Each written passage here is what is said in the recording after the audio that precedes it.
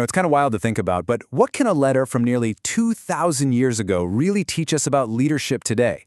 Well, we're about to find out. We're diving into the ancient letter of 1 Timothy, but we're not just looking at it as a historical document. We're treating it like a playbook, a practical guide for a young leader facing challenges that are, you'll see, surprisingly familiar. You feel the tone right from the jump, don't you? This isn't some generic corporate memo. It's a deeply personal message from a mentor, Paul, to his protege, Timothy. He calls him a true son in the faith. That relationship is the bedrock for everything that's about to be said. All the commands and instructions are grounded in this really deep personal trust. So here's how we're going to break this all down. We'll start with Timothy's mission, then look at the big conflict he had to deal with.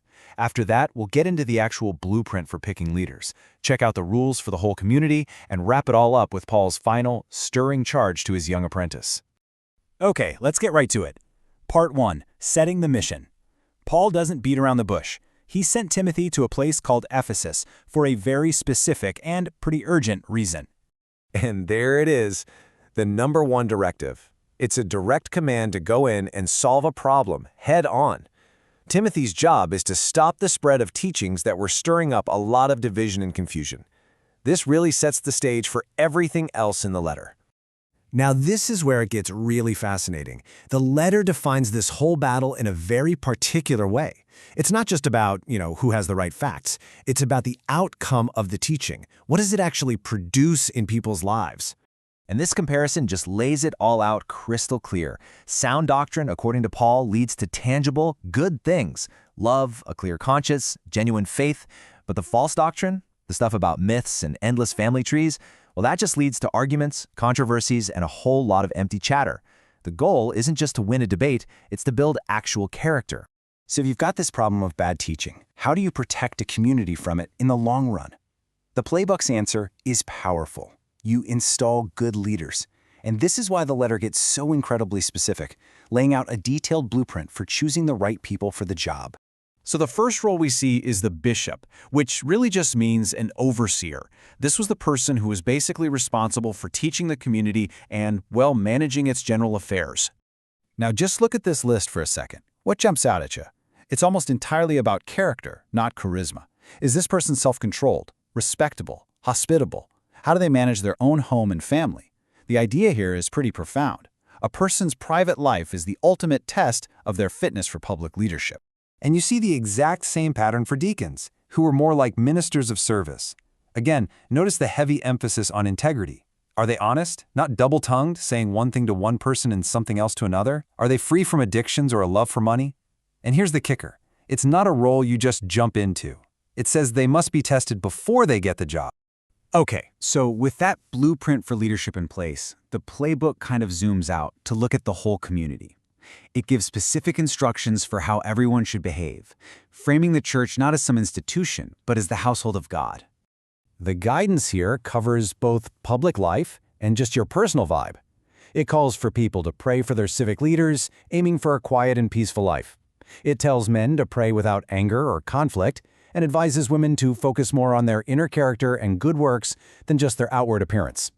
And then the letter lays out these very specific instructions about the roles of women within the church gathering, particularly when it comes to teaching and having authority over men. And for many readers today, this is obviously a very challenging part of the text. The letter even gets down to the nitty-gritty of a social support system. When it comes to taking care of widows, there's a really clear process. First line of defense? The family. Kids and grandkids have to step up first. Only if a widow has no family and she meets certain criteria, like being over 60 with a proven history of good character, should she be put on the list for community support. This leads to another really important point about leadership. The elders in the community who do their job well are supposed to be given double honor, and the text seems to imply this means both respect and financial support, even quoting the old principle that the laborer is worthy of his wages. And that brings us to the grand finale.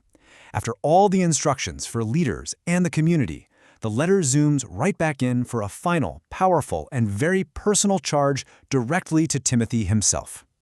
Paul totally gets that Timothy might face a big hurdle. He's young, and the advice is brilliant.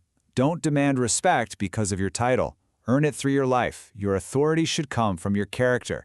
You need to be the example of the very things you're teaching. Then comes this huge warning sign. It pinpoints the desire for riches as a massive danger. Now notice, it doesn't say money is evil.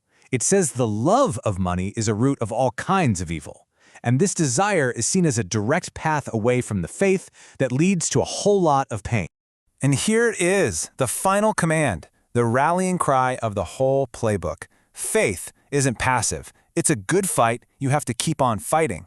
It's something you have to actively reach out and lay hold on. It's a call to persistent, relentless action.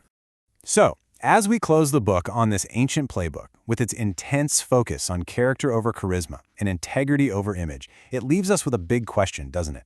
Which of these principles from Paul's guide for young leader still hit home the hardest in our world today?